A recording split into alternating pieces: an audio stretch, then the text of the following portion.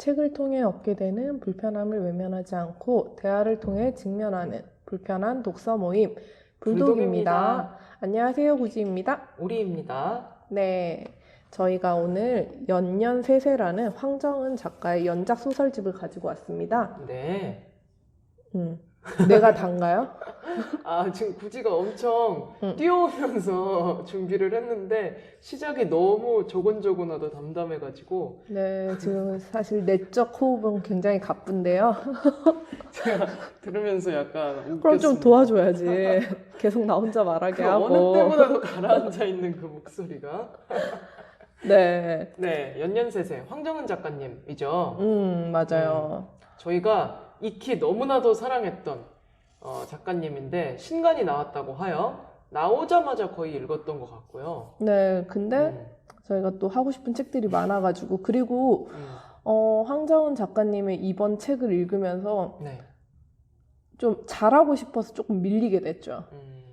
그래서 밀리게 됐지만 오늘 말리면 안 될 텐데 걱정이 됩니다. 그러면 줄거리 얘기를 말씀드릴게요. 네, 줄거리 소개해 주세요. 네. 연년세세, 이순일, 한용진, 한세진. 연년세세는 한 가족의 구성원인 이들의 삶을 담담하게 그려낸다. 이순일은 70이 넘은 세 남매의 어머니다. 잘 살기 위해, 자식들을 잘 살게 하기 위해 아등바등 살아왔지만 노동의 굴레에서 벗어나지 못하는 그녀다. 한용진은 이 집안의 장녀이자 가족의 경제적 부양자다. 기울어진 가세를 위해 꿈을 접어야 했고 돈을 벌었고 결혼을 해서 아이를 낳았으나 모성을 느끼지 못해 괴로워해야 했다. 한세진은 극을 쓰며 살아간다. 좋아하는 일을 하며 살아가는 그녀지만 가족들은 그녀의 삶을 어딘가 불완전한 것으로 바라본다. 만수는 없네요. 네, 뺐습니다. 네, 이게 가족 구성원에 대해서 다 이야기를 하고 있는 거죠. 그렇죠. 세 남매의 어머니인데 셋째는 없다. 근데 이야기의 시점이 이 세 인물을 중심으로 그려나가고 있기 때문에 주요 인물만 다루어 보았습니다. 셋째는 주요 인물이 아니다. 자, 우리 불편 포인트 얘기해 볼까요? 네, 오늘의 불편 포인트 말씀드리겠습니다. 착하다는 말이 좋아 착하게 행동하다 보면 잘 살게 되는 줄 알았습니다. 좋은 게 좋은 거라고 넘어가는 게 멀리 보면 결국에 좋은 일이라 믿었었던 적도 있습니다. 그러나 이러한 삶을 누군가는 순응하며 살아가는 삶이라고 비난할 수도 있습니다. 누군가가 잘 살기 위해서 한 선택을 우리가 과연 평가할 수 있는 것인가가 이 소설을 읽으면서 불편해졌습니다. 불포를 또 오래 고민했죠. 네, 진짜 이 불포를 고민한 이유가 불포 내용과 일치하는 것 같아요. 이게 한정현님의 소설을 읽을 때랑 좀 비슷했는데 읽으면서 서로가 좋다, 와 좋네 라고 얘기를 했는데 어떤 지점이 정확하게 좋았는지 찾아내기가 또 쉽지가 않았었어요. 맞아요. 일단 황정은 작가에 대해서 이야기를 해본다면 네네. 황정은 작가를 또 제가 사랑하죠. 무지 사랑하죠. 그래서 이 황정은 작가님을 처음으로 제 인생에 들리게 해준 것도 사실은 구지였습니다. 네, 제가 그때 백의 그림자? 생일 선물로 주신 것 같아요. 그 책을 너무 좋아해가지고 네. 그때는 오리의 독서 취향 같은 거 전혀 알지 못하고 제 취향을 강요하면 내가 좋아하는 거니까 읽어. 약간 이런 기분으로 선물을 했었던 기억이 나네요. 보통 선물이라는 게 상대방의 취향과 그냥 얘도 책을 좋아한다 정도? 그러니까 저 사람의 뭐 취향 이런 거 전혀 고려하지 않고 읽어라. 난 이게 좋다. 그러니까 그때만 해도 벌써 6, 7년 전인 것 같은데 제가 한국 소설을 잘 읽지 않았던 그 시기에 너무나 한국 소설을 그쵸. 주셨어요. 넌 뭔데 한국 소설을 안 읽냐? 근데 그 책이 얼마나 강렬했냐면 제가 어제 곰곰이 생각해 보니까 제가 그 책을 읽었던 시기와 계절, 날씨 이런 것들이 좀 선명하게 기억이 날 정도예요. 저는 그게 생각나요. 제가 오리한테 백의 그림자를 선물하고 오리가 그 책을 다 읽고 저한테 와서 이런 책을 좋아하는군요 하고 갔어. 내가 그랬어? 그래서 뭐야, 좋다는 거야, 싫다는 거야, 뭐야. 왜 이렇게 느끼해? 아, 꼴보기 싫어. 그냥 그리고 그때는 지금처럼 막 이 정도로 친밀하지 않고 그치, 약간 존칭을 썼을 예, 때니까. 그때는 그냥 직장 동료 정도의 관계였기 때문에 예. 뭐지? 좋다는 거야? 싫다는 거야? 뭐야, 왜 사줬냐 이거야? 뭐야, 뭐. 아, 근데 맞네. 좋았다는 거죠. 저 너무 좋았고요. 음, 읽으면서 와, 이런 매력이 있으니까 한국 소설을 읽는구나 싶은 기분이 확 들었고, 거의 뭐 하루 이틀 안에 다 읽었고, 제가 이 책이 너무 좋아서 추후에 사람들한테 제가 이 책을 선물로 많이 줬던 기억이 나요. 아, 내가 또 많이 팔아드렸네. 그렇지, 그렇지. 아주 큰 몫을 해낸 거죠. 네, 그래서 황정은 작가님 뭐 팬사인회 이런 거 있을 때 팬사인회라고 해도 되나? 아무튼 네. 제가 팬이기 때문에 가서 막 사인도 받고 했었던 어. 기억이 있거든요. 음. 그러면 전 궁금한 게 어떻게 처음에 무슨 작품으로 알게 되신 거예요? 저는 파이 인문인가? 파시의 인문인가? 네, 응. 그 책을 그냥 제가 한때 약간 저는 뭔가 되게 큰 심리적인 힘든 일이 생기면 책으로 약간 도피하는 경향이 있거든요. 근데 책으로 도피하는 경향이 있을 때 그때는 또 학생이어가지고 학교 도서관에 가서 여기 있는 책 다 읽을 거야. 와. 자, 약간 그런 객기를 부릴 때가 있거든. 이 칸은 다 읽는다. 약간 막 이런. 그때 우연히 읽게 된 책이었어요. 그러니까 막 알고 읽고 막 이런 게 아니라 그렇게 해서 얻어 걸렸는데 너무 좋은 거예요. 근데 다행히 그때 여러 개의 책이 나와 있었고, 뭐 코끼리가 들어간 제목의 책도 있고 막 이랬던 것 같은데, 그래서 그때 책을 다 읽고, 백의 그림자도 그때 빌려서 다 읽었었는데, 근데 그러고 백의 그림자는 구입을 했어요. 너무 좋으니까. 네. 그리고 이제 또 다른 판본으로 나왔을 때 또 구입을 하고. 저한테 자랑했죠. 네, 표지가 다른. 약간 그렇게 시작하게 된 것 같아요. 그러니까 좀 제가 제일 힘든 시기에 좀 도서관에 도피를 하러 갔을 때 만났었던 되게 선물 같은 작가님 중에 한 분. 좋은 인연이다. 네, 그리고 책이 다행히 한 3권 정도 나와 있어서, 약간 그런 게 있잖아요. 이 작가 너무 좋은데 이 책이 처음이자 끝이야. 약간 이러면 좀 아쉬워. 네, 아쉽고 막 그런데 그때 막 3개 정도 읽을 게 있어서 너무 좋아하면서 읽었었던 기억이 있거든요. 저도 굳이 그 백의 그림자 선물 이후로 파시의 인문이랑 또 다른 어떤 작품을 읽어봤던 것 같고 그러다 중간에 좀 쉬었어요. 그러다 이제 디디의 우산이 나왔었고. 쉬었어요. 아, 네. 왜냐면 이 황정은 작가님의 소설이 막 문장이 길고 만연체고 이렇지 않잖아요. 그런데 상당히 밀도가 높다라는 느낌을 당시에도 받았었거든요. 그래서 너무 좋은데 잠시 쉴까 싶은 그런 느낌이어서 중간에 한 두어 작품 쉬다가 저는 진짜 몇 년 만에 다시 만나게 된 작가인 거거든요. 맞아요. 황정은 작가님 소설들이 좀 이런 표현이 소설에 맞는지 모르겠지만 좀 시적이에요. 장면을 그려내는 방법도 시적이고 근대 서사가 또 있어요. 그게 되게 독특한 황정은의 세계라는 생각이 들긴 하거든요. 근데 그게 저는 좋아요. 싫어하기가 쉽지 않을걸요? 그리고 좀 연년세세 같은 경우는 디디의 우산보다는 굉장히 친절한 서사라고 저는 생각을 했거든요. 디디의 우산이 좀 더 시적으로 느껴지긴 했었거든요. 네네. 디디의 우산도 너무 좋은데 근데 연년세세 같은 경우도 너무 좋고, 그리고 연년세세 읽으면서 어쩐지 우리가 지금 요즘에 최근에 다뤘었던 뭐 그 한정현 작가 책이라든지 아니면 정세랑 작가 책이라든지 뭔가 여자 주인공이 꾸려가는 여러 세대에 얽힌 이야기들을 지금 젊은 여성 작가들이 주목하고 있구나 라는 생각이 들기도 했어요. 맞네요. 그래서 저는 그 흐름으로 읽다 보니까 이번에 구지랑 얘기하면서 또 재밌고 신기했던 거는, 저는 여성 서사로 읽었잖아요. 그래서 줄거리를 쓸 때도 그쪽으로 좀 썼었고 불포를 잡을 때도 나는 여성 서사 쪽과 관련해서 쓰면 좋겠다라고 했는데 구지는 이거보다 조금 더 확장해서 읽었던 것 같아요. 그게 그래서 좀 황정은 작가가 멋있다고도 생각이 들었어요. 뭔가 더 큰 그림으로 정말 이 장면을 자신이 판단하는 대로 서술하지 않고 독자에게 판단을 넘기는 서술을 하고 있다라는 생각이 많이 들었거든요. 아, 그 지점 공감해요. 그래서 우리가 원래 영화를 봐도 그 감독이 보여주고 싶은 면에 집중해서 보게 되는 경향이 있잖아요. 근데 황정은 작가 같은 경우는 이번 소설에서는 정말 진짜 큰 그림으로 보여주고 있고 판단은 독자에게 많이 넘긴다라는 생각이 들었어요. 근데 어쩔 수 없이 약간 작가의 의견 같은 게 반영돼서 우리가 보게 되는 경우도 있잖아요. 근데 그런 게 좀 많이 사라져 있는.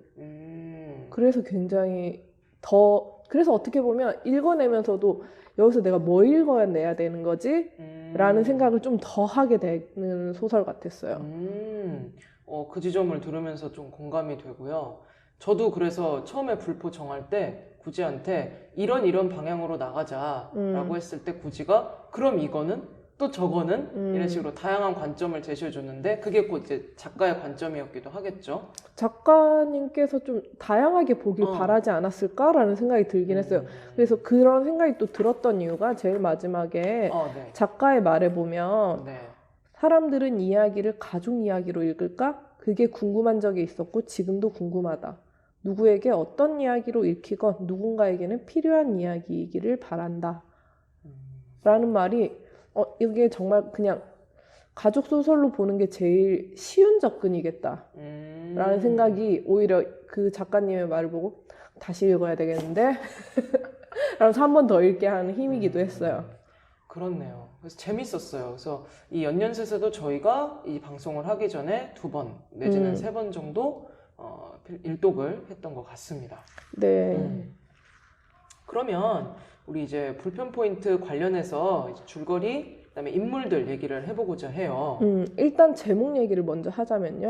네. 네. 해마다 힘줌이라는 말이라고 하더라고요. 해마다 힘줌. 그러니까 매년을 강조하는 매년. 그러니까 올해만 중요한 것도 아니고 내년이 중요한 것도 아니고 매년을 강조하는 말이다.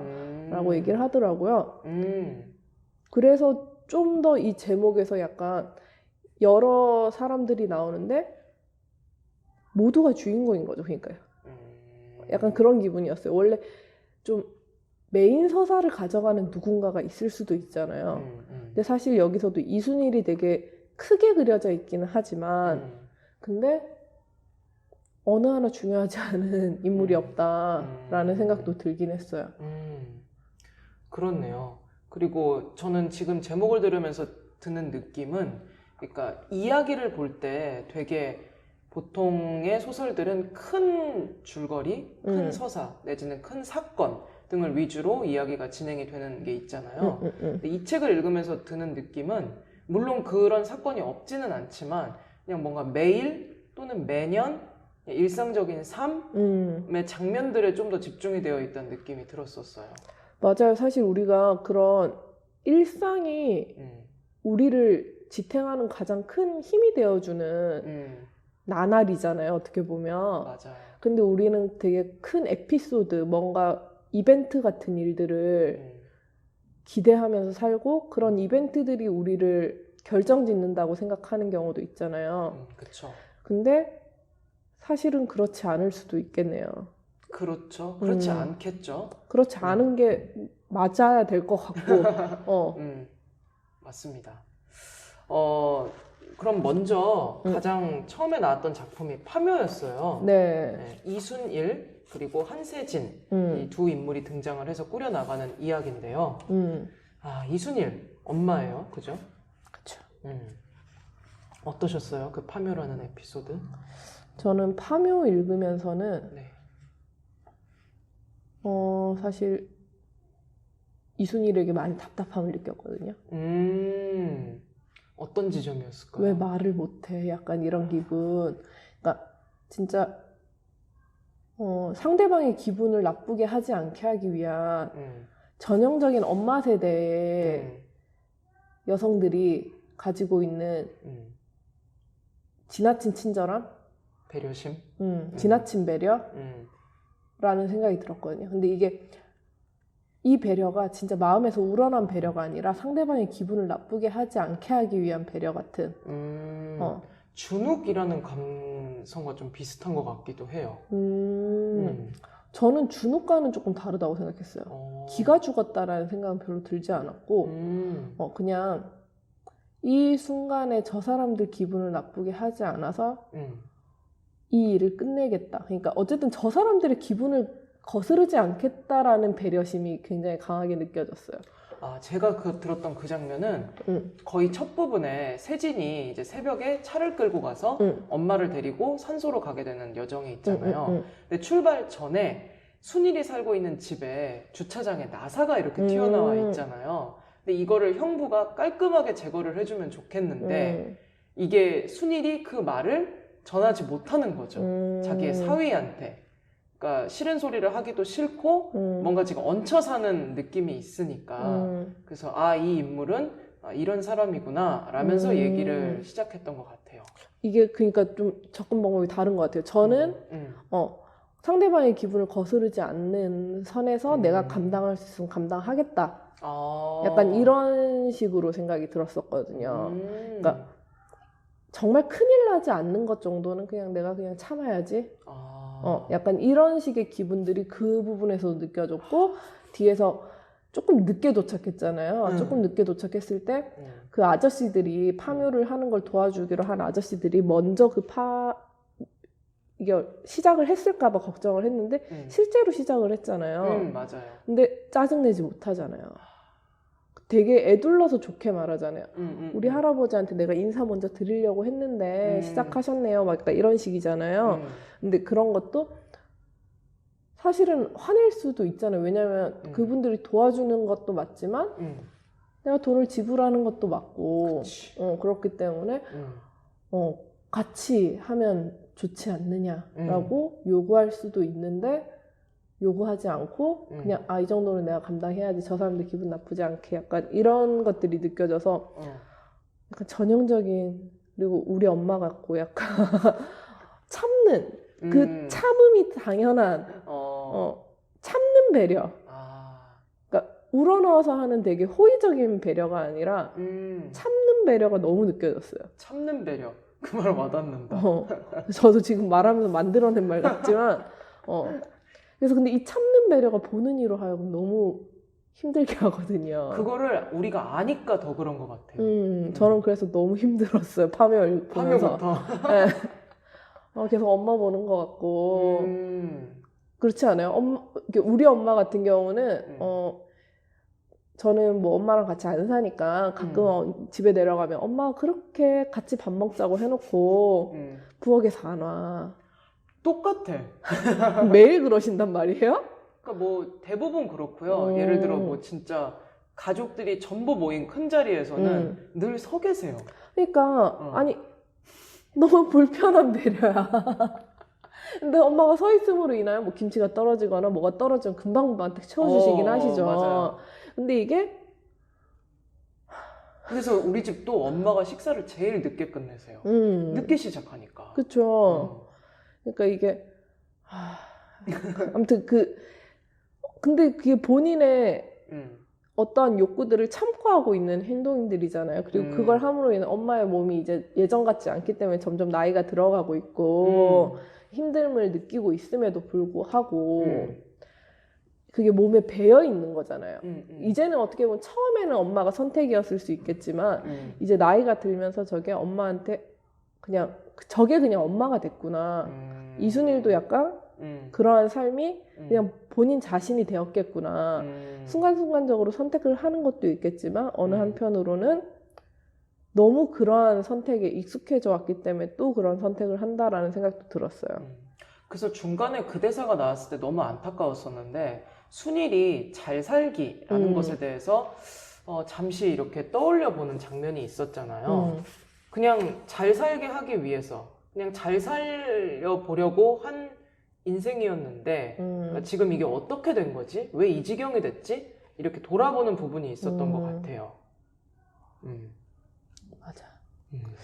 이 지경이 됐지까지 얘기했나요? 제가 그렇게 받아들였었나 봐요. 그리고 또 여기 네. 보면 그런 것도 나오잖아요. 파묘에 대한 이야기를 할 때 아까 앞에서도 얘기했지만 네 아버지와 동행한 것은 한 번으로 그쳤다 라고 얘기할 때 계속 뒷짐지고 서 있고 처가 쪽 산소는 벌초도 하지 않는 법이라면서 막 이렇게 얘기하는 너무 미웠어. 근데 어떻게 보면 누군가는 그때 그러면 그 남편과 싸워서 무언가를 결단을 내지 않고 참고 내버려두고 혼자 계속 성묘로 왔다는 게 너무 답답하고 좀 화나는 지점일 수도 있잖아요. 근데 그건 그냥 이순일의 삶 그 자체였다라는 생각도 좀 들었어요. 그리고 그게 정말 잘못한 선택일까? 라는 생각을 읽으면서 계속 하게 됐던 것 같아요. 왜냐하면 처음에 파묘 읽을 때는 할아버지가 되게 좋으신 분처럼 느껴지잖아요. 맞아요. 근데 점점 뒤로 갈수록 실체를 알게 되지. 이 할아버지 조금 약간 미묘한데? 근데 그렇다고 또 마냥 미워할 순 없어. 그 힘든 시기에 뭐 부모를 잃은 손녀를 할아버지가 키운다는 건 사실 쉽지 않은 선택이었을 수도 있는데 라는 생각도 들면서 되게 복잡 미묘한 존재다 라는 생각이 많이 들었어요. 그래서 마냥 좋은 사람이 없는 게 사실 이 소설의 장점 같아요. 우리가 살면서도 구지랑 얼마 전에도 그 얘기 했지만 완벽한 사람은 없다. 그쵸. 나에게 좋은 사람과 나에게 나쁜 사람이 있을 뿐이지 모두에게 좋거나 모두에게 나쁜 사람은 없고, 그리고 나에게 좋은 사람이어도 이 사람이 늘 좋을 순 없다. 그쵸. 나도 그렇고 나도 누군가에게 당연히 그렇고. 맞아요. 아, 이순일의 얘기를 하다가 각자의 어머니가 생각이 나서 근데 생각이 안 날 수가 없어요. 네, 얘기가 중언부언 지금 돌고 있는데요. 저는 그 지점이 안타깝고 답답했었는데, 그 이순일이 외할아버지의 손에 맡겨졌다가 중간에 고모네로 옮겨가잖아요. 네. 고모네에서 한 7명의 자식들이 있는 집에 뒤치다꺼리를 하게 돼요. 그쵸. 외출도 자유롭지 않고. 외출을 할 시간도 없고. 아니, 물 들어가는 시간이 나름 유일한 외출이었는데 그것도 새벽이잖아요. 근데 나중에 수도관을 뚫었어. 그치. 우물 만들고 나서 못 나가. 그게 더 서러운 거야.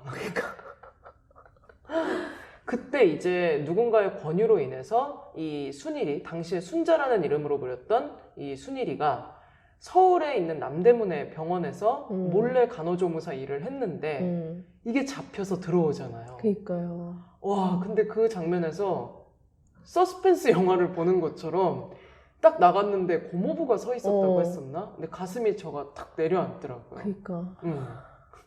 근데 저는 그때 불가능했겠지만 순일이가 막 발악을 해서라도 거기서 벗어나길 바랬거든요. 어떻게 막 발버둥을 쳐서라도 나 죽어도 안 간다. 터전을 여기서 하겠다라고 했는데 또 묵묵히 따라갔고, 그리고 자기를 밀고 했던 당시의 절친, 동명이인이었던 순자의 뺨을 그냥 한 번 때리는 것으로 이야기를 마무리했던 그 지점이 기억이 났어요. 맞아요. 이 이름이 어쨌든 순일이든 순자든 순자가 들어간다는 게 약간 또 수능할 때 예, 약간 진짜 고분고분할 것 같고 고분고분해야만 할 것 같고 근데 그렇게 만들어 놓은 어떤 시대상, 시대적인 배경이 있었을 것 같아요. 그러니까 결혼이 아니면 뭔가 그 노동의 굴레에서 벗어나올 수 없었고, 근데 결혼을 해서 해도 환경만 바뀐 노동은 계속 반복되는 거예요. 그렇다면 내가 순일이었어도 뭐 얼마나 그렇게 내가 반항적으로 살 수 있었겠는가. 그냥 갈등이 벌어지지 않는 선에서의 선택을 하지 않았을까? 라는 생각이 들기도 하고요. 그쵸.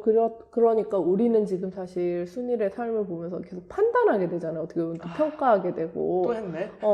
근데 또 보면 순일의 삶이 또 뭐가 또 그렇게 나쁜가. 그러니까 나쁘다고 얘기해야 하는가 라는 생각도 계속 같이 들었어요. 그러니까 순일은 본인이 할 수 있는 나름의 본인이 감당할 수 있는 근데 약간 그런 게 있잖아요. 이게 진짜 별로 좋지 않은 선택이라고 생각하면서도 나는 관계를 더 중요시 생각하는 사람이니까 이거 참았고 그냥 이거 하는 거야 라는 선택들이 우리에게도 있잖아요. 있죠. 이게 합리적 선택이 아님을 알지만 나는 관계를 해치지 않는 게 더 중요하니까 이 합리적이지 않은 선택을 하는 거야. 라는 순간들이 그게 그냥 이순일의 삶을 만든 거죠. 그 이순일이 견딜 수 있는 삶이었다라고 생각이 들기도 해요. 그리고 놀랍지 않아요? 지금 얘기하면서 각자의 엄마에게 너무나 많은 부분이 투영되어 있다는 게. 네. 맞아. 우리 엄마도 그랬지. 그래서 이게 시대의 어떤 보편적인 특성인가? 라는 생각도 읽으면서 들게 했고요. 맞아요. 그리고 계속 선택에 대한 이야기를 또 하고 있는데 어떻게 보면 네. 착하게 산다? 라는 이야기를 저희가 불포에서 했었잖아요. 네네. 어떻게 보면 순일의 삶 자체가 좀 남들이 볼 때는 착하고 고분고분한 삶을 살아온 거잖아요. 네. 순일만 그런가요? 지금 얘기해봤지만 아니잖아요? 아니, 이 소설에서. 아니요. 아파. 아이고, 지금 네. 말하다가 혼자 흥분해서 어디 부딪혔는데. 네. 네. 누가 있었죠, 또? 저는 이제 장녀의 이야기로 하고 싶어요. 이상하게 계속 장녀에 몰입을 하더라고요. 그래서 제가 계속 삐뚤어져가지고. 심지어 나는 장녀가 아님에도 그러니까. 불구하고 장녀의 이제 영진의 얘기에 그렇게 제가 몰입을 하더라고요. 그래서 제가 굉장히 불편했거든요. 우리 둘 다 차녀잖아. 그러니까. 난 세진이가 훨씬 더 마음이 가는데. 마음이 같다. 네. 맞아요. 다 마음이 가는데 저도 모르겠어요. 왜 유독 영진에게 전 영진에게 별로 마음이 안 가가지고. 그럼 영진을 담당해 주세요. 자, 줄거리에서도 소개를 했지만 영진이는요 야무져요. 아주 야무진 그 백화점의 이불 판매 사원으로 일하고 있고요. 그 이불 판매할 때 그거 생각난다. 애기 이불 사러 왔는데 이 좋은 건 엄마 쓰시라고. 그렇지. 좋은 건 엄마들이 써야지. 근데 이 말을 어떤 뉘앙스로 전달하는지 그쵸. 영진이 말할 때만 팔린다는 거예요. 딴 사람들이 그걸 보고 흉내내면 안 팔려. 근데 영진만 팔려. 그렇지. 영진이는 미술 쪽에 재능이 있었다고 했던 것 같은데 꿈을 펼쳐보기도 전에 가세가 너무 기울어가지고 일찍이 취업시장에 나가서 돈을 벌었고 그 돈으로 생활비를 보탰고 이후에는 결혼을 했어요. 김원상이라는 남자와. 근데 시가가 또 잘 살아. 그래서 지금은 시가의 건물에 3층, 4층을 살고 있는 거죠. 3층엔 자기가, 그리고 4층에는 어머니 집이 같이 살고 있습니다. 그러니까 경제적인 어떤 그 주도권을 완전히 영진이가 갖고 있는 그런 구조인 것 같아요. 그런데도 영진이는 뭐라 그럴까? 진짜 열심히 살고 엄마한테 하고 싶은 말을 못하는 딸인 거예요. 그 점에 대해서 공감을 하시나요? 근데 우리가 모두 하고 싶은 말을 다 하고 살진 않거든요. 제가 많이 삐뚤어져 있죠. 나 영진이한테 공감이 막 크게 가진 않아가지고 가긴 가는데 뭔가 이제 희생당한 장녀의 느낌이긴 한데 순일에게 느꼈던 아까 저희가 느꼈던 그 답답함 이런 것을 저는 영진을 보면서 느꼈거든요. 그 안타까움과 답답함이 공존했는데 그 영진이는 오죽하면 남동생인 만수의 어떤 유학 비용까지 지금 꾸준히 대주고 있는 거잖아요. 그러니까 만수는 사실은 한국에선 힘들었지만 뉴질랜드에선 자기가 원하는 삶을 살고 있는 거예요. 근데 영진이는 또 이 공간, 한국이라는 공간에서 이리저리 치이면서 사는 느낌도 있고요. 그 장면을 언제 느꼈냐면 초반에 나왔는데 지하철을 탔어요. 기억나세요? 외국인이 옆에 앉아서 흔한 말로 이제 껄떡대는 거죠. 저렴해. 저렴하죠? 예쁘다. 이런 식으로 좀 껄떡대는데 영진이가 칼같이 자르고 남편한테 이제 올라가서 문자를 보내는 거죠. 나 뭐 외국인이 나한테 작업을 걸었다. 근데 남편의 문자가 너무 재수없지 않았어요? 맞아요. 이 약물지 마시고요. 뭐라고 했었죠? 뭐 잘못 본 거 아니야? 약간 막 이런 식 아니었어요? 네가 착각했겠지. 뭐 이런 식으로 하니까 아니 실제로 근데 그렇게 보내는 남편이 있을까? 모르지, 남편이 없으니까. 근데 영진이가 그 문자를 받고 약간 응 하다가 이제 나중에 알게 되는 거예요. 그래서 그 부분이 저는 좋았는데 뭐라고 표현을 하냐면 내가 불쾌감을 느낄 정도로 불신한 건 그 외국인이나 그의 말이 아니고 나였어 라는 얘기를 한다는 거예요. 그러니까 사실은 영진은 이 집에서 경제적인 주도권을 갖고 있고 유능한 판매사원이지만 자존감이 굉장히 낮다 라는 거를 저는 이 대사를 통해서 느꼈거든요. 그래서 안타깝다. 그럼 왜 낮은가? 라는 생각을 또 하게 되는데 너무 제가 디테일한 부분을 얘기하는 것 같은데 저는 그 장면이 섬찟했어요. 어렸을 때 영진이가 책상 위에 10,000원을 놨는데 그게 없어졌잖아요. 근데 이제 영진이는 없어질 리가 없는데 없어졌다는 거는 동생인 세진이나 만수가 이 돈을 몰래 가져갔을 것 같다. 그래서 아빠가 집에 돌아왔을 때 이제 얘기를 하는 거죠. 아빠, 돈이 없어졌다고. 근데 그 아빠가 술이 취해가지고 뻘개진 눈으로 자식 셋을 앞에다 세워놓고 누군가 지금 너희 중엔 더러운 거짓말을 하고 있어 라고 얘기를 하는데 그때 쳐다본 사람이 첫째였죠. 영진이라는 거예요. 저는 근데 그 장면이 공포영화처럼 무서웠어요. 그리고 그게 영진의 삶에 상당히 큰 영향을 미치고 있었구나 라는 게 후에 드러나기도 하고요. 맞아요. 우리가 가족들에게 사실 끊임없이 영향을 주고 있잖아요. 네. 이게 좋은 영향도 있고 나쁜 영향도 있고 가족이 진짜 복잡한 것 같아요. 친구가 한주원처럼 나한테 그렇게 했으면 안 보겠지. 그치. 절교하겠지. 근데 가족이기 때문에 끌어안고 같이 살아가는 거잖아요. 맞습니다. 이런 지점을 이 연년셋에서 저는 끊임없이 보여주고 있다고 생각이 들거든요. 그러네요. 그래서 가족 이야기로 읽히고요. 그러니까 이게 근데 가족만 또 그런 것 같지는 않고요. 또 어떻게 보면 그러니까 가족이니까 어쩔 수 없이 가족이기 때문에 감당하는 부분도 있지만 그렇지 않아야 될 부분에서도 그러한 선택들을 하기도 하는 거죠. 관계에 따라 다를 수 있지만 근데 좀 그런 생각도 들긴 했어요. 가족 내에서 그런 경험을 많이 하면 밖에 나가서도 발현되지 않을까? 그 기질이 돼버려서 약간 그런 기분도 들었어요. 맞아요. 제가 그렇거든요. 네? 갑자기? 가족 내에서의 기질이 밖에서도 좀 발휘가 되곤 하는데 그렇네요. 그럼 가족 내에서는 네. 첫째, 둘째, 셋째 중에 어디에 해당돼요? 그러니까 이 연년세세에 나오는 이 삼남매? 뭐 언제 태어났느냐에 관계없이 포지션은 다 다를 수 있잖아요. 저는 다 조금씩 제가 들어가 있는데요. 저는 영진이 마음이 갔던 게 마지막 대사 때문이거든요. 영진의 이야기에서 영진이 뭐라고 하냐면 그런데 엄마, 그러니까 혼잣말이에요. 말하지 않고 마음속으로만. 그런데 엄마, 한만수에게는, 그러니까 막내 동생에게는 왜 그렇게 하지 않아? 그 애는 거기 살라고 하면서 내게는 왜 그렇게 하지 않았어? 돌아오지 말라고. 너 살기 좋은 데 있으라고. 나는 늘 그것을 묻고 싶었는데.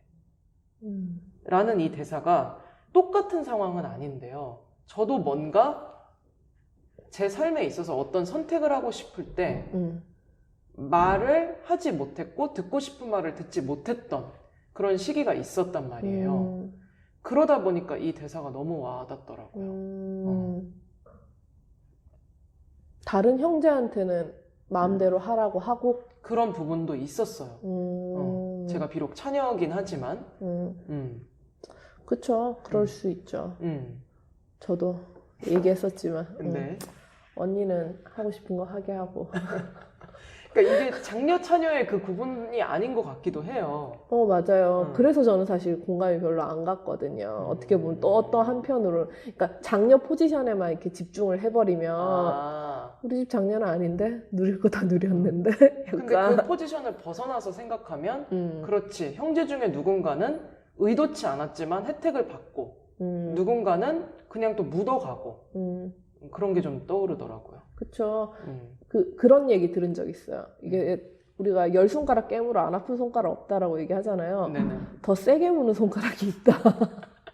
덜 살살 무는 손가락이 있고 반지 끼워주는 손가락이 따로 있다. 맞네. 근데 확 이해되지 않아요? 약간? 받았습니다. 그러니까 다 아프지 당연히. 어떻게 안 아프겠어. 근데 좀 더 살살 무는 애가 있고 반지 끼워주는 애가 있다는 거지. 그렇죠. 어, 구지는 어때요? 이 세 남매를 봤을 때 좀 나와 비슷한 면이 있다라고 한다면? 전 뭐 여러 가지 면이 사실 저도 약간 복합적으로 이렇게 무조건 얘가 100% 나랑 비슷해 이런 건 아니지만 다 조금씩은 있어요. 조금씩은 있지만 만수의 그 철없는 지점이라든지 그 다음에 세진? 세진이가 감정적인 케어를 뭐 순일의 감정적 케어를 하는 사람으로 정서적 지지자? 나오거든요. 네. 그래서 그런 지점들이 저는 오히려 저 같다라는 생각을 많이 했거든요. 저는 어릴 때부터 약간 그런 생각이 조금 있었어요. 나는 집에서 막내니까 되게 밝고 명랑해야 돼. 왜냐면 텔레비전 속의 막내들은 전부 다 밝고 명랑하니까. 근데 안 그렇던데? 집에서 약간 그런 포지션을 맡고 싶어 했었던 적이 있어요. 재간둥이. 그래서 아기 때는 진짜 약간 그런 식의 노력도 많이 하고 그랬었는데 진짜 노력이었던 거죠. 그러니까 내가 그냥 그게 우러나와서 내가 그냥 나도 모르게 기질상 그런 사람이라서 그렇게 하는 게 아니라 노력하는 그런. 근데 노력을 하니까 보상을 적절하게 더 받고 싶은 거죠. 내가 그런 사람이어서 그렇게 했을 때는 보상을 받고 싶지 않아 할 수도 있는데 그렇지. 내가 노력을 하니까 보상을 받고 싶은 것들이 있는데 우리 집안은 그 충족을 정확하게 해주지 않는 집안이었던 거죠. 그래서 근데 그런 것들을 좀 점점 내려놓기는 하지만 네. 근데 그럼에도 불구하고 뭔가 집에 내려갔을 때는 엄마 옆에서 끊임없이 엄마 얘기를 들어주고 그리고 엄마가 그런 생각을 한 적이 있거든요. 아, 엄마가 언니한테 하는 얘기랑 나한테 하는 얘기가 다르다. 정확히 공감해요. 네. 네. 근데 그게 좀 서운하기도 했었는데 또 어느 한편으로는 또 내가 맡을 수 있는 건 이 영역인 것 같다라고 요즘은 또 받아들이고 있거든요. 예전에는 왜 엄마는 힘들다는 얘기는 언니한테 안 하고 나한테만 할까? 근데 난 이게 너무 힘든 거지. 맞아요. 언니 때문에 힘든 일을 나한테 얘기하니까.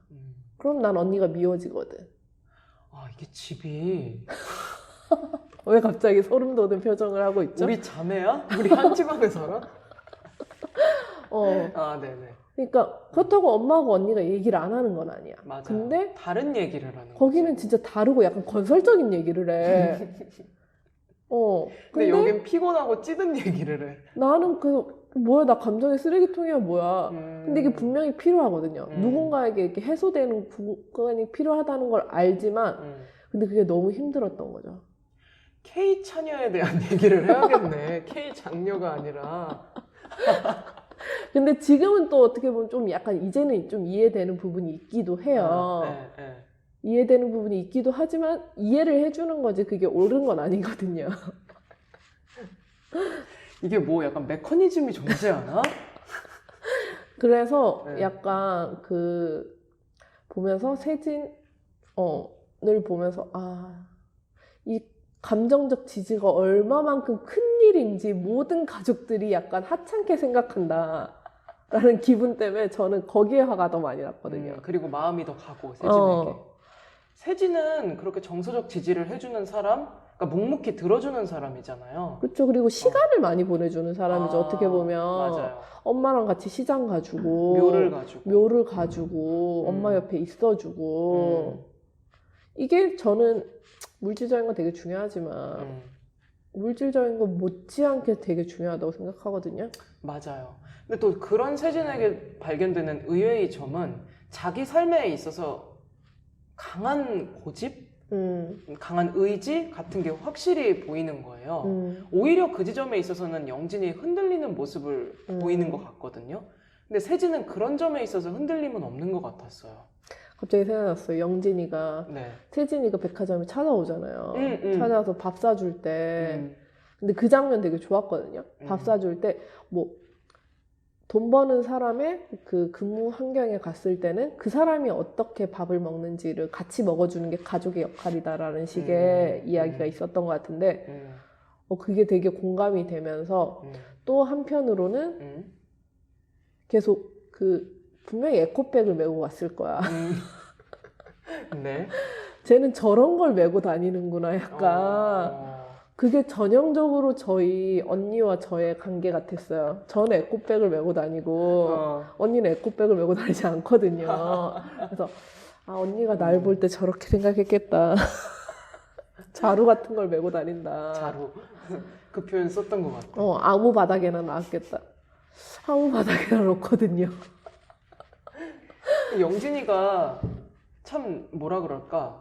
그 집안에서 기둥 같은 역할이니까 아버지가 할 수 있는 꼰대 같은 말도 막 하잖아요. 그니까. 너 내 밑에 들어와서 일해. 잘 살고 있더만. 갑자기 막 화가 나네. 그러니까 이게 정말 세진의 삶이 어딘가 나사가 빠진 것처럼 보이는 거예요. 그러니까 너 내 밑에서 일하면 얼마까지 돈 맞춰줄게. 응. 그런데 옆에서 그 말을 웃으면서 비웃는 응. 남편. 네가 뭔데 해줄 수 있어? 막 이런 식으로. 음, 그러니까 보이지 않는 권력 관계가 그 집안에서 짝짝짝짝 나오는 거잖아요. 맞아요. 왜 집에서는 돈 버는 게 1등이겠지, 그치? 1등이지. 맞아. 1등이야. 돈이 1등이야. 무너지지 마시고요. 그래서 세진이는 그때의 대화 장면을 잊지 않고 극으로 또 써서 공연을 하고 그 공연을 언니인 영진이 보게 되고 이런 장면들이 이어졌던 것 같아요. 맞아요. 그리고 사실 그 장면까지만, 두 번째 소설까지만 봤을 때는 뭐야, 진짜 세진이는 가난한 예술가로 살아가고 있는 건가? 생계가 정말 힘든가? 근데 마지막 소설 볼 때는 잘 살고 있네. 다가오는 것들이라는 거였죠. 잘 살고 있네. 맞아. 그러면서 진짜 내 입장에서 내가 보고 싶은 걸 보는구나, 가족을 볼 때도. 라는 기분이 확실하게 들어서 더 좋았어요. 그러니까 우리가 단편소설 읽을 때 아까 제일 처음에 파묘 얘기할 때도 할아버지 되게 좋으신 분처럼 느껴졌지만 세 번째 이순일 시점으로 쓰여지는 소설을 볼 때는 좀 다각도로 보이게 되는데 라는 기분이 든 것처럼 네. 계속 누적되는 이미지가 고정화되지 않는 게 되게 좋았어요. 저도요. 저는 남편, 그러니까 영진의 남편인데 세진의 극 속에 등장하는 영진의 남편의 원상은 진짜 비호감이거든요. 근데 영진의 입장에서 서술되는 원상은 그러니까 무릎이 아픈 나의 엄마 순일에게 전혀 거리낌 없이 등을 내어줄 수 있는 사람인 거예요. 그런 거에 대해서 별로 개의치 않아 하는.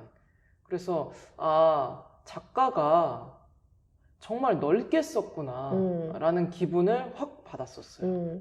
맞아요. 그래서 좀 제가 요즘에 좀 좋아하는 부분 중에 하나는 아까도 계속 얘기했지만 한 사람한테는 한 사람만 가지고 있는 게 아니다 라는 걸 이 소설에서 정말 잘 보여주는 것 같아서 좋았어요. 진짜로요. 세진의 얘기도 너무 좋아요. 그러니까 세진의 얘기에 들어갔을 때야 비로소 보이는 그녀의 삶이 있잖아요. 그쵸. 뭐 여자친구와의 삶이라던가 또는 그 여자친구의 삶이라던가 또 이 사람이 정말 실제로 무슨 일을 하고 있는지 같은 게 보여서 좋았어요. 그쵸. 거기서 이렇게 노먼의 딸 만나는 것도 그렇고 그러니까 이 소설이 되게 힘이 있어요. 그러니까 깜짝이야. 힘이 있어요. 힘이 있어서 지금 내 핸드폰 진동까지 울렸어요. 무슨 말을 하려고 했지 까먹었어. 힘이 있다. 그쵸. 그러니까 이 소설을 이끌어 나가는데 되게 황정은 작가님께서 굉장히 단단하게 마음을 먹고 쓰신 것 같다라는 기분이 들 정도로 흔들리지 않는 그런 큰 줄기가 있어요. 근데 이 줄기가 가족만으로 엮을 수 없다라는 게 되게 인상 깊었어요. 맞네요. 그리고 만수 같은 경우도 우리가 이야기를 많이 안 하긴 했지만 네. 꼭 가족 중에 있잖아요. 저도 약간 어느 한 부분은 만수를 담당하고 있기도 한 것 같거든요. 제가 읽으면서 영진한테 약간 이 책 속의 영진을 보면서 책무감 같은 걸 좀 느꼈던 것 중에 하나는 저는 공부를 계속 할 수 있었고 이런 게 첫째가 돈을 벌어줬기 때문에 라는 생각이 들 때도 있긴 하거든요. 그러니까 내가 하고 싶은 걸 할 수 있었던 건 우리 집이 넉넉하지 않았음에도 불구하고 누군가는 경제적 원조를 하기 위해 돈을 벌고 있었기 때문이다. 라는 게 이 책을 보면서 또 괜히 미워할 수 없다. 그렇기 때문에 얘를 미워할 수 없다. 그렇죠. 예. 그러니까 하나의 감정으로만 가족의 구성원을 바라볼 수는 없을 것 같아요. 그리고 또 그게 영진의 선택이었던 거잖아요. 어떻게 보면. 그렇죠. 그러니까 모두가 그럴 때 장녀들이 또 똑같은 선택을 하지 않거든요. 장녀, 장남들이. 근데 그렇게 선택을 하는 거는 글쎄요. 좀 여러 가지 마음이 드네요. 이게 그러니까 진짜 너무 한국적이에요. 맞아요. 너무 한국적이고 이거 진짜 한국 소설인데 그 황정은 작가님이 가지고 있는 그 묘한 톤이 있어요. 근데 그 속에 들어갔을 때 이야기가 너무 매력적으로 느껴져요. 그러니까 저희가 진짜 황정은 작가님을 사랑합니다. 사랑합니다. 얘기를 잘 못한 것 같아서 죄송하지만. 네. 근데 읽는 사람들마다 다양하게 이야기를 나눌 수 있고 뭔가 더 몰입되는 지점이 굉장히 다양할 것 같아요. 맞습니다. 그러니까 어떠한 소설을 읽으면 사람들이 몰입하는 지점이 몰리는 경우도 있잖아요. 맞아요. 근데 이 황정은 작가님의 소설 같은 경우는 다양한 부분에 꽂히는 게 더 정말 연년세세같이 느껴지기도 했어요. 맞습니다. 그러면 저희 이제 불포 얘기를 하면서 이야기 마무리 지어보도록 하겠습니다. 네, 저희 불포가 뭐였죠? 그러니까 결론은 그거였어요. 순응하는 삶이라고 누군가의 삶을 비난할 수 있는데 누군가 잘 살기 위해서 한 선택을 우리가 과연 평가할 수 있는 것인가? 맞아요. 평가할 수 없죠. 그렇죠. 삶 자체를 평가할 수는 없다라는 생각이 들어요. 그렇죠. 이게 진짜 범죄를 위한 이야기들이 아니잖아요. 그러니까 평가라는 말은 좀 되게 좀 공격적으로 들릴 수 있는데 이를테면 쉽게 말한다는 것도 그러니까 왜 저랬대? 라거나 막 이해가 안 돼. 너무 뭐 답답해. 이런 식으로 과연 쉽게 말할 수 있는 부분들인가?